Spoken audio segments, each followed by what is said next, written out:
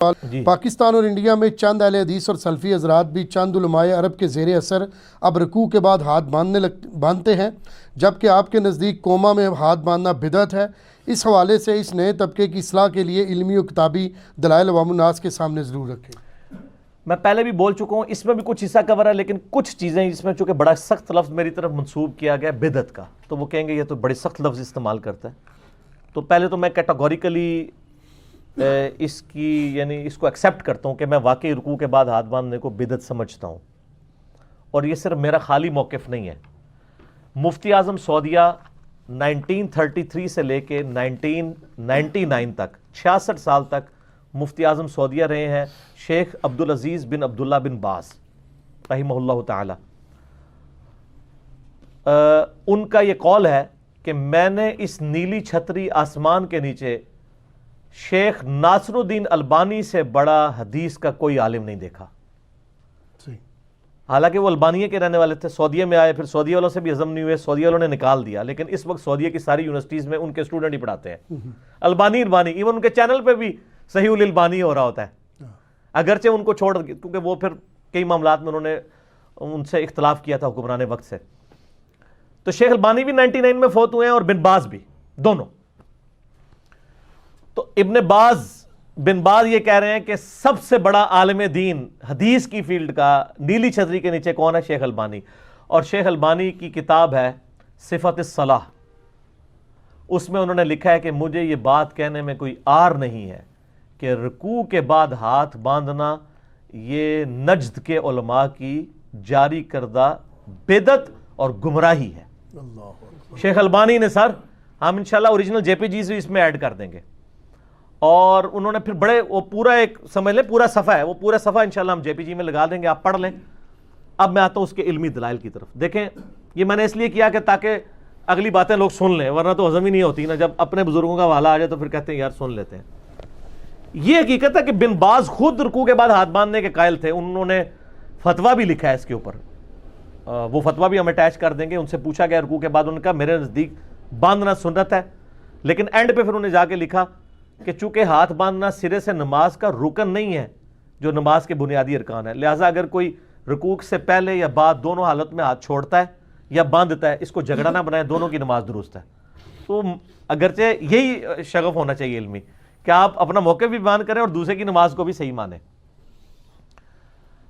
دیکھیں، سب سے پہلی دلیل ہماری ہے رکوع کے بعد ہاتھ چھوڑنے کے اوپر اجماع امت، جس سے بڑی کوئی دلیل نہیں ہے، اور یہ میرا دعویٰ ہے کہ اجماع امت ہے۔ اہل سنت کی سارے کے سارے جتنے بھی فارمز ایگزسٹ کرتی ہیں، حنفی، شافعی، مالکی، حنبلی، سب رکوع کے بعد ہاتھ چھوڑنے کے قائل ہیں۔ اہل تشیع کے جتنے لوگ ہیں وہ تو پہلے بھی چھوڑتے ہیں، چاہے وہ جو ہے وہ اثنا عشری ہوں یا دوسرے ہوں۔ پھر ایک تیسرا فرقہ ہے عباضیہ کا، جو عمان کے اندر پایا جاتا ہے، وہ خوارج ہیں، وہ بھی ہاتھ چھوڑ کے نماز پڑھتے ہیں، ٹھیک ہے، وہ رکوع سے پہلے بھی چھوڑتے ہیں، رکوع کے بعد بھی چھوڑتے ہیں۔ اجماع امت ہے، اور المستدرک الحاکم میں صحیح سند کے ساتھ یہ حدیث موجود ہے کہ نبی علیہ السلام نے فرمایا انٹرنیشنل نمبر کے مطابق 399 کہ اللہ تعالیٰ میری امت کو کبھی گمراہی پر جمع نہیں ہونے دے گا، جماعت پہ اللہ کا ہاتھ ہے۔ سر پوری امت ہی گمراہ ہو گئی ہے سوائے سعودیہ کے چند علماء کے، اور آج بھی سعودیہ میں اکثریت رکوع کے بعد ہاتھ چھوڑتے ہیں، یہ ان کے زیر اثر اب باندھنا شروع ہیں۔ پاکستان میں ان کا فتنہ کامیاب نہیں ہوا، اگرچہ یہاں پہ بھی کچھ لوگوں نے کتابیں لکھی، پاکستان میں 99% بلکہ 99.9% اہل حدیث ہاتھ چھوڑتے ہیں رکوع کے بعد، ارسال الیدین کرتے ہیں۔ تو یہ جناب اجماع عملی تواتر ہے مسلمانوں کا، اور امام شافعی کا قول ہے صحیح سند کے ساتھ کہ اگر مجھے کوئی صحیح حدیث بھی ملے نا جو اجماع امت کے خلاف ہو تو میں اس کو چھوڑ دوں گا، وہ منسوخ تصور ہوگی، کیونکہ پوری امت نہیں کسی معاملے کو چھوڑ سکتی۔ وہ حدیث کو ریجیکٹ نہیں کر رہے، وہ یہ کہہ رہے کہ وہ حدیث منسوخ ہو چکی ہے چونکہ امت نے وہ عمل چھوڑا ہوا ہے، پوری امت نے، یہ ذہن میں رکھیے گا۔ تو یہ میرا دعویٰ ہے کہ سنی، شیعہ، حنفی، شافعی، مالکی، حنبلی، جعفری ہوں، عباضیہ ہوں، سب کا اجماع ہے کہ رکوع کے بعد ہاتھ چھوڑنے ہیں، سارے چھوڑتے ہیں۔ یہ سب سے بڑی ہماری دلیل ہے۔ باقی میں نے جو ابو حمید سعدی کی 10 صحابہ والی حدیث بتائی ہے، سر وہ تو کلیئر کٹ ہے، آپ تو رکوع کے بعد والے کی بات کر رہے ہیں، آپ کا رکوع سے پہلے والا بھی وضو الیدین بچتا ہے کہ نہیں؟ ابو حمید سعدی نے تو پہلے بھی میں نے حدیث دوبارہ بیان کرنے کی ضرورت نہیں، میں بیان کر چکا ہوں، اس میں تو کلیئر کٹ آپ کو پتہ چل جائے گا. حدیث بخاری کے اندر بھی موجود ہے، ترمذی، ابو داؤد، ابن ماجہ کے اندر، کہ بالکل سیدھے کھڑے ہو جاتے ہیں نبی علیہ السلام، ہر ہڈی اپنی اصلی جگہ پہ آتی. اچھا وہ اس کی باطل تعویل کرتے ہیں، وہ کہتے ہیں اپنی اصلی جگہ پہ آتی سے مراد یہ ہے کہ جہاں پہ رکوع سے پہلے تھی، یعنی پہلے ہاتھ باندھے ہوتے تھے تو رکوع کے بعد بھی دوبارہ باندھ لیتے. نا سر، ابو داؤد 730 میں موجود ہے کہ پہلے بھی کوئی نہیں تھے باندھے ہوتے، وہ ارادہ کرتے تو ہاتھ اٹھاتے، تو ارادہ یہاں سے سٹارٹ ہوتا تھا، یہاں سے سٹارٹ نہیں ہوتا تھا، حتیٰ کہ واپس اپنی. اور سر ہڈی اپنی جگہ پہ کیسے آتی ہے؟ ایک بندہ کھڑا ہوا ہو، اس کی ہڈی کا یہاں ہونا اس کے ہاتھوں کی اصلی جگہ ہے یا ایسے ہونا اصلی جگہ ہے؟ ایسے ہونا. تو سر آپ کو اب عربی بھی سمجھانی پڑے گی، اس میں الفاظ ہیں ہر ہڈی اپنی اصلی جگہ پہ آتی، جو اس کی اپنی اوریجنل جگہ ہے، جہاں جہاں اس کے جوائنٹس موجود ہیں. ٹھیک ہو گیا؟ جی. تو سنن ابی داؤد میں ایک حدیث ہے، سنن نسائی والا جو اس کا طریق ہے نا سر، وہ بڑا ڈیٹیل ہے. یہ حدیث میں نے جماعت المسلمین والی کتاب جو ہے نا مسعود الدین صاحب کی، اس کتاب سے میں نے یہ ان کا یہ ویژن میں نے وہاں سے لیا ہے. صلاۃ المسلمین کتاب میں انہوں نے لکھا ہے. 890 نمبر حدیث ہے سنن نسائی کے اندر، وائل بن حجر کی. اس حدیث کو میں نے نام دیا ہے ہاتھوں کی پوزیشن بتانے والی حدیث. سر یہ واحد حدیث ہے روئے ارض پہ جو نبی علیہ السلام کے صرف ہاتھوں کی پوزیشن بتاتی ہے. اس حدیث کا کچھ حصہ صحیح مسلم میں بھی ہے، ابو داؤد میں بھی ہے، لیکن ڈیٹیل کہاں پہ ہے؟ سنن نسائی 890 نمبر انٹرنیشنل نمبر کے مطابق. یہ مجھے زبانی اس لیے یاد ہے کہ ہم نے نماز محمدی والے ریسرچ پیپر میں ڈالی ہے اور میں اکثر بیان کرتا ہوں. اس میں وائل بن حجر کہتے ہیں کہ میں صرف اس کام کے لیے، اور یہ فتح مکہ پہ مسلمان ہوئے ہیں، میں صرف اس کام کے لیے نبی علیہ السلام کے پاس گیا کہ میں دیکھوں آپ نماز کیسے پڑھتے ہیں تاکہ میں بھی ویسے نماز پڑھوں. تو کہتے ہیں میں نے نبی علیہ السلام کو دیکھا کہ نبی علیہ السلام نے جب نماز کا ارادہ کیا تو اپنے دونوں ہاتھوں کو اٹھایا، حتیٰ کہ آپ علیہ السلام کے جو انگوٹھے ہیں وہ کانوں کے محاذی آ گئے. یعنی محاذی سے مراد ہے برابر یہ. ٹھیک ہے، اگر اس کو اپنے اوریجنل جوائنٹ پہ اٹھائیں نا تو خود بخود یہ کانوں کے آتے ہیں اور ہتھیلیاں کندھے کے برابر آ جاتی ہیں. اور کہتے ہیں پھر نبی علیہ السلام نے اپنا دایاں ہاتھ بائیں رسخ ساعد کے اوپر رکھا. ٹھیک ہے، پوری زیرہ کے اوپر، یہ یعنی اس کے اوپر اور اس کے اوپر رکھا. اور اس میں کف کے الفاظ ہیں، رزق غین آتا ہے، اس کو رزق کہتے ہیں کلائی سے آگے تک کے ہاتھ کو، اس کو کف کہتے ہیں، اور ادھر سے لے کے کونی تک کو کہتے ہیں ساعد، اور اس پورے کو زیرہ کہتے ہیں. اور بخاری میں الفاظ ہیں دایاں ہاتھ بائیں زیرہ پہ. تو اتنی ڈیٹیل سے کہتے ہیں یوں رکھا. اس کے بعد جب رکوع میں جانے کا ارادہ کیا تو پھر دونوں ہاتھوں کو کانوں تک اٹھایا اور پھر دونوں ہاتھوں کو گھٹنوں پہ رکھا اور یہ ہاتھ بالکل سیدھے کر دیے اور کمر بالکل سیدھی کر دی. پھر آپ علیہ السلام نے جب رکوع سے سر اٹھایا تو سمی اللہ لمن حمیدہ کہا اور دونوں ہاتھوں کو کانوں تک اٹھایا. ٹھیک ہے، اب یہاں ان کو کہنا چاہیے تھا اور پھر دوبارہ سے دونوں ہاتھوں کو باندھ لیا، کیونکہ وہ تو ہاتھوں کی پوزیشن بتا رہے ہیں. جی. اچھا، پھر وہ کہتے ہیں وہ آپ علیہ السلام سجدے میں گئے تو اپنے دونوں ہاتھوں کے کانوں کی سیدھ میں دونوں ہاتھ رکھے اور سر درمیان میں رکھا اور سجدہ کیا. پھر آپ علیہ السلام دو سجدوں کے درمیان بیٹھے، بایاں پاؤں بچھایا، دائیں کو کھڑا کیا اور دونوں ہاتھ زانوں پہ رکھے. پھر دوسرا سجدہ کیا. اس طرح وہ ہاتھوں کی پوزیشن ہی بتاتے ہیں. اینڈ پہ جا کے وہ پھر یہ بھی بتاتے ہیں کہ انگلی کا یوں اشارہ کیا اور یہ پھر انگلی کو ہلایا، پھر اس سے دعائیں بھی مانگی. پوری میں انہوں نے کہیں نہیں کہا کہ رکوع کے بعد دوبارہ باندھ لیے. ویسے تو ابو بیسادی کی حدیث ہی کافی تھی، اس میں پتہ چل گیا. اچھا، اس کے اندر نا ایک اس کا طریق مسند احمد میں ہے جس سے نا علماء عرب نے غلط رزلٹ نکالا. اور انہوں نے کہا جی مسند احمد میں ایک حدیث موجود ہے کہ نبی علیہ السلام جو ہے وہ قومے میں ہاتھ باندھتے تھے. میں بھی بڑا پریشان ہوا، میں نے وہ حدیث کھول کے پڑھی تو اس سے مطلب نہیں نکلتا تھا. پھر مجھے پتہ چلا کہ شیخ زبیر لذیذ صاحب نے اس حدیث کے اوپر بحث کی ہوئی ہے توضیح الاحکام میں. شیخ زبیر صاحب سے مسند احمد کی اس حدیث وائل بن حجر کی جب پوچھی گئی نا تو انہوں نے کہا پہلی بات ہے یہ تو حدیث سفیان ثوری کی تدریس کی وجہ سے ضعیف ہے، ان سے روایت کر رہے ہیں. وہی عبداللہ ابن مسعود کی ترک رفع الیدین والا حکم اس کے اندر بھی ہے. اور دوسرا انہوں نے کہا کہ میں حیران ہوں کہ اس میں سے قومے میں ہاتھ باندھنا کہاں سے ثابت کر لیا. اس میں پتہ کیا الفاظ تھے کہ نبی علیہ السلام نماز شروع کرتے تو ہاتھ کانوں تک اٹھاتے اور نبی علیہ السلام نماز کے قیام میں ہاتھ دائیں ہاتھ بائیں پہ باندھتے تھے. وہ کہتے ہیں یہ جو ہے نا کہ نبی علیہ السلام نماز میں دایاں ہاتھ بائیں ہاتھ پہ باندھتے تھے تو اس کا مطلب ہے کہ جہاں جہاں قیام آئے گا نا وہاں وہاں آپ دایاں ہاتھ بائیں پہ باندھیں گے، چاہے وہ رکوع سے پہلے ہو چاہے رکوع کے بعد. اے جناب رزلٹ اینج کٹ دے جے. تو اس کی پھکی مجھ سے لے لیں کہ محدثین کے ہاں قیام اور قومے میں زمین اسمان کا فرق ہے. بخاری اور مسلم کی متفق علیہ حدیث ہے کہ نبی صلی اللہ علیہ وآلہ وسلم کا رکوع،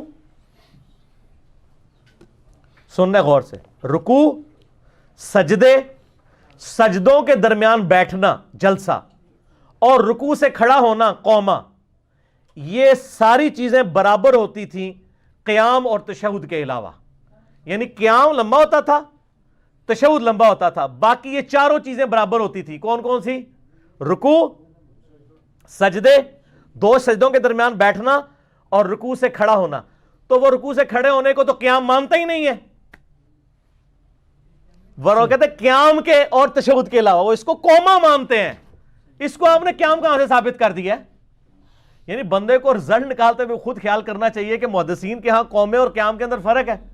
آپ ایک طرح کے الفاظ، یہ اس طرح ہی ہے جیسے وہ تراوی کی تھی، کہتے ہیں وی، کہتے ہیں تراوی، وی آ گیا نا بیچ، تو تراوی وی ہو گیا.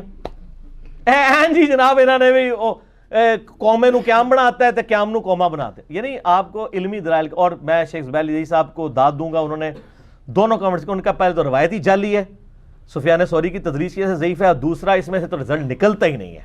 آپ خام خواہ اس میں سے رزلٹ نکالنے کی کوشش کر رہے ہیں. اس لیے میں کہتا ہوں مطلب آپ نے دلائل رکھنا ہے تو علمی دلائل اپنے سامنے رکھیں، آپ بہانے بنا کے نہ رکھیں. اچھا، پھر آج تک کسی محدث نے کسی دنیا کی حدیث کی کتاب میں یہ باب بند ہے کہ رکوع کے بعد ہاتھ باندھنے کا بیان؟ ہمیشہ ملے گا قیام میں دایاں ہاتھ بائیں پہ رکھنا. ورنہ تو قومے کو جو محدثین الگ سے ذکر کرتے ہیں تو ایک چیپٹر بناتے کہ جی قومے میں ہاتھ باندھنے کا بیان، کوئی دکھائیں کوئی محدث جس نے یہ باب باندھا ہو. اچھا، پھر اگلی دلیل میری یہ ہے کہ پوری امت نے قومے میں ہاتھ باندھنا چھوڑ دیا، کسی محدث نے ان کا رد نہیں کیا. جب رفع الیدین کی دشمنی کی حنفیوں نے تو امام بخاری نے کتاب لکھی جز رفع الیدین، اور رفع الیدین کی سنت کا دفاع کیا. جب پوری امت نے قومے میں ہاتھ باندھنا چھوڑ دیا تو کس محدث نے کتاب لکھی ہے اس کی؟ ظاہر جہاد کرنا چاہیے تھا نا محدثین کو. کتنا بڑا پوائنٹ ہے یہ بھی انہوں نے، مسعود الدین صاحب نے لکھا کہ بتائیں کہ کس نے کتاب لکھی ہے. سر کتاب آ چکی ہے لیکن وہ آپ کے خلاف آئی ہے. آپ نے سعودیہ میں یہ کام شروع کروایا ہے تو کتاب بھی آ گئی ہے اس محدث کی جس کو مفتی اعظم سعودیہ جس نے یہ کام شروع کروایا ہے، بن باز، وہ کہتا ہے کہ نیلی چھتری کے نیچے البانی سے بڑا حدیث کا کوئی عالم نہیں ہے. تو البانی نے صفت الصلاۃ میں لکھ دیا ہے کہ رکوع کے بعد ہاتھ باندھنا علماء نجد کی بدعت ہے اور گمراہی ہے. تو سر کتاب آ گئی ہے، جب کام ڈالا ہے کتاب بھی آ گئی ہے. صحیح، یعنی کام تو انہوں نے ڈالا نہیں، انہوں نے کہا باندھنا چاہیے تو کتاب آ گئی نا محدث کی. جب پوری امت نے چھوڑی تھی تو ادھر سے کوئی کتاب آئی ہے؟ کوئی بھی کتاب نہیں آئی ہے. آپ نے کام ڈالا تو اس محدث کی کتاب آئی جس سے کہتے ہیں محدث اعظم سعودیہ، بلکہ وہ کہتے ہیں عرب میں البانی ہے اور عجم میں شیخ زبیر علی زئی ہیں. اور شیخ زبیر علی زئی صاحب بھی سر ارسال الیدین کرتے تھے رکوع کے بعد. میں نے شیخ صاحب سے ایک دفعہ پوچھا کہ شیخ صاحب میں نے کچھ عرصہ ہاتھ باندھے بھی ہیں نا رکوع کے بعد. پھر میں نے تحقیق کی نا تو میں نے شیخ صاحب کے پاس گیا تو میں نے کہا شیخ صاحب یہ آپ شروع سے ہی ہاتھ چھوڑتے ہیں رکوع کے بعد؟ کہتا نہیں، میں 15 سال تک باندھتا رہا ہوں. کتنے سال؟ 15. میں نے کہا کیوں؟ وہ کہتے ہیں میرے استاد جو تھے نا بدیع الدین راشدی صاحب، ان کی وجہ سے نا تو میں قائل تھا، تو پھر مجھے سمجھ آئیے کہ یہ ٹھیک نہیں ہے. تو میں نے کہا شیخ صاحب آپ کو 15 سال میں سمجھ آئیے، تو مجھے تو 15 ہفتے میں سمجھ لگی کہ یہ کام ہی غلط ہے. ٹھیک ہے، تو 15 سال تو بہت ہے آپ جیسے ذہین بندے کو. پھر میں نے کہا اچھا آپ نے یہ نماز نبوی کے اندر تو فٹ نوٹ پہ لکھا ہے کہ اس معاملے میں جھگڑا نہیں کرنا چاہیے اگر کوئی باندھ لے، اور اس میں آپ نے امام احمد بن حنبل کا قول لکھا ہے کہ امام احمد بن حنبل سے پوچھا گیا رکوع کے بعد ہاتھ باندھنے کے بارے میں، تو احمد بن حنبل نے فرمایا کہ میرے نزدیک اس میں وسعت ہے، اگر کوئی باندھ لیتا ہے تو اس میں کوئی حرج نہیں ہے، اگر کوئی چھوڑ دیتا ہے تو وہ بھی ٹھیک ہے. تو میں نے کہا یہ قول آپ کو لکھ کے تو احمد بن حنبل کا رد کرنا چاہیے تھا. وہ کہتے ہیں یہ قول میں نے اس لیے لکھا ہے کہ میرے استاد بدیع الدین راشدی صاحب کہتے تھے رکوع کے بعد ہاتھ باندھنا واجب ہے. تو وہ چونکہ احمد بن حنبل کا بڑا احترام کرتے تھے تو میں نے ان کو ان کے گھر کی پھکی دی ہے. یہ پھکی کا لفظ وہ بھی بہت یوز کرتے تھے، اور شیخ زبیر صاحب سے ہی میں نے یہ مستعار لیا ہوا ہے لفظ. آج آپ کو راز بھی بتا دیا ہے. اچھا، تو کہتے ہیں پھر علی بھائی میں نے ان کے ماننے والوں کو پھکی دی ہے کہ احمد بن حنبل تو کہہ رہا ہے چھوڑ بھی سکتے ہیں اور باندھ بھی سکتے ہیں، تو تم اس کو کدھر رکن بنائے بیٹھے ہوئے ہو؟ میں نے کہا سر یہ احمد بن حنبل کا تو ذاتی فتویٰ ہے, آپ کو تو احمد بن حنبل کا بھی رد کرنا چاہیے تھا. وہ کہتے ہیں یار اتنی ضرورت نہیں ہے, ہمارا مقصد پورا ہو رہا ہے. لیکن سر شیخ البانی نے کیا ہے, ہائے ہائے ہائے, شیخ البانی نے جہاں لکھا ہے نا رکوع کے بعد ہاتھ باندھنا بدعت ہے, انہوں نے کہا اگر کوئی مجھے احمد بن حنبل کا قول پیش کرے گا تو میں اس سے کہوں گا کہ احمد بن حنبل کے قول کی دلائل کے مقابلے پہ کیا حیثیت ہے, میں تو دلائل سامنے رکھ رہا ہوں ایک سنت. اور پھر انہوں نے کہا کہ احمد بن حنبل کے قول کو آپ غلط سمجھیں. سر یہ مسئلہ البانی نے حل کیا. انہوں نے کہا احمد بن حنبل نے رکوع کے بعد ہاتھ باندھنے کو جائز نہیں قرار دیا, انہوں نے کہا ہے کہ اگر کوئی باندھنا چاہتا ہے تو میرے نزدیک کوئی حرج نہیں ہے. وہ بھی رسالہ الیدین کو ہی صحیح سمجھتے ہیں, تبھی وہ کہہ رہے ہیں باندھنے میں حرج کوئی نہیں ہے. اور سر اس کو سپورٹیو وہی چیز ہے المدونۃ الکبریٰ میں جو امام مالک کا قول ہے کہ آپ بتائیں کہ قیام میں ہاتھ باندھنے چاہیے کہ چھوڑنے چاہیے. تو انہوں نے کہا میں فرض نماز میں تو کوئی دلیل نہیں پاتا کہ نبی علیہ السلام نے ہاتھ باندھے ہوں, البتہ نفلی نمازوں میں چونکہ لمبی ہوتی ہیں اگر تم تھک جاؤ تو تھوڑی دیر کے لیے تھکاوٹ دور کرنے کے لیے دائیں ہاتھ بائیں پہ باندھ لو تو جائز ہے. سر احمد بن حنبل نے بھی اصل میں یہی کہا ہے کہ اگر رکوع کے بعد کوئی مسئلہ ہے, آپ کو شیعہ سے بغض ہے, یہ میں بریکٹ میں کہہ رہا ہوں, اور آپ اپنی لادہ پارٹی بنا کے رکھنا چاہتے ہو تو خیر ہے باندھ لیا کرو. انہوں نے وہ بھی اصل میں رسالہ الیدین کو مانتے ہیں, یہ جواز دیا ہے جس طرح امام مالک نے قیام میں باندھنے کا جواز دیا, لیکن انہوں نے کہا کہ فرض نمازوں میں نہیں صرف نفلی میں المدونۃ الکبریٰ سے. تو سر یہ مسئلہ آپ کو اس حوالے سمجھ آ گیا. تو شیخ زبیر صاحب والا چونکہ مجھے بڑا اچھی طرح یاد ہے, میں نے ان سے کہا کہ سر 15 سال بندے رہے ہو تو سمجھ نہیں لگی کہ انہوں نے کیا کام پایا. تو شیخ البانی رحمہ اللہ کا یہ بڑا احسان ہے کہ انہوں نے یہ معاملات جو ہے نا وہ کھول کر بیان کر دی ہیں. اور میں پھر وہی آخری بات کروں گا کہ جن لوگوں نے رکوع کے بعد ہاتھ باندھا ہے, چاہے شیعہ کے بغض میں باندھا ہے, اللہ تعالیٰ نے انہیں ایک سنت سے محروم کر دیا. بے شک ہم تو اللہ کے سامنے اس طرح بھی کھڑے ہوتے ہیں ہاتھ باندھ کے اور ہاتھ چھوڑ کے بھی کھڑے ہوتے ہیں. ان کا تو ہاتھ چھوڑنے والا رکن سرے سے ہی ختم ہو گیا. دیکھیں نا یہ کتنی بڑی ایک ٹریجڈی ہو گئی ہے ان کے ساتھ, اور یہ ٹریجڈی انہوں نے خود کمائی ہے. میں نے نہیں ان کو گائیڈ کیا کہ وہ جان بوجھ کے جڑا نا وہ چکیے تھا ہٹتے تھے, یہ خود ہی انہوں نے کیا. تو یہ جناب قومے میں ہاتھ چھوڑنا ہی ہے. اور وہ جو کہتے ہیں نا ہر ہڈی اپنی جگہ پہ آ جاتی, سر وہ بخاری سے آپ روایت لیتے ہیں نا تو آپ ذرا پیچھے چلے جائیں ابو میسادی کی حدیث ابو داؤد ترمذی کے اندر, تو ابو داؤد 730 میں ہے کہ وہ جو واپس کہاں آتی تھی, یہاں نہیں آتی تھی, وہ یہاں ہی واپس آتی تھی. آدھی حدیث پکڑ کے, اور وہ جس طرح گھوڑوں کی دموں والی حدیث کو رفع الیدین پہ لگانا حنفیوں کا وتیرہ ہے, آپ لوگ بھی آدھی روایتیں پکڑ کے لگاتے ہیں. اجماع امت سے کوئی بڑی دلیل نہیں اللہ کے فضل سے, بے شک اور کتاب بھی آ گئی ہے. آپ کہتے ہیں امت نے پوری نہیں چھوڑ دیا یہ کام, تو کسی نے نہیں لکھی کتاب. سر آپ نے شروع کروایا تو کتاب لکھ دی گئی ہے, اور سعودیہ میں بھی انہوں لوگوں نے شروع کیا, اور ان کا فتنہ پاکستان میں کامیاب نہیں ہوا کیونکہ پاکستان میں جو عبداللہ بہاولپوری صاحب تھے نا, انہوں نے شروع میں ایک بڑی موٹی کتاب لکھ دی تھی. اس کی وجہ سے چونکہ اہل حدیث کے ہاں ان کی ایک بڑی ورث تھی, عبداللہ بہاولپوری صاحب کی, پروفیسر تھے بہاولپور میں. تو نہیں وہ اور ہیں عبداللہ بہاولپوری صاحب جو ہے نا, وہ جو سعودیہ میں لال رومال والے ہیں نا, ان کے بھی استاد ہیں, اور وہ لوگ ان کی وجہ سے اس طرف آئے ہوئے ہیں. تو ان کی وجہ سے پھر یہ فتنہ اس حوالے سے دب گیا. اگرچہ آج بھی کچھ اہل حدیث علماء اس مسئلے کو اٹھاتے ہیں, لیکن ان کو پذیرائی نہیں ملی. اہل حدیث مسجدوں میں اگر آپ 100 مسجدوں میں جائیں تو شاید کسی ایک میں کو رکوع کے بعد ہاتھ باندھنے والا ملے, وہ بھی اکا دکا, ادروائز یہ اس کو پذیرائی نہیں. اور پھر اللہ کی وجہ سے ہماری جب ویڈیوز آئی ہیں نا, تو سر وہ تو اب رکوع کے بعد والا کیا, وہ تو آپ فکر کر رہے ہیں رکوع سے پہلے والا بھی بچ جائے. ہاں وہ تو رکوع سے پہلے والے کی فکر میں لگ گیا. وہ کہتے ہیں سر مہربانی کرو بات جیسی چھوڑ دینا, تسی پہلے والا کر کے رکھو. تو سر دونوں طریقے ہیں, رکوع سے پہلے آپ ہاتھ باندھ بھی سکتے ہیں, چھوڑ بھی سکتے ہیں, لیکن رکوع کے بعد ہاتھ چھوڑنا ہی ہے. ٹھیک ہو گیا جی. تو باقی آپ مصنف ابن ابی شیبہ کا چیپٹر پڑھ لیں تو آپ کو معاملات کھل کے سامنے آ جائیں گے. جزاکم اللہ علی.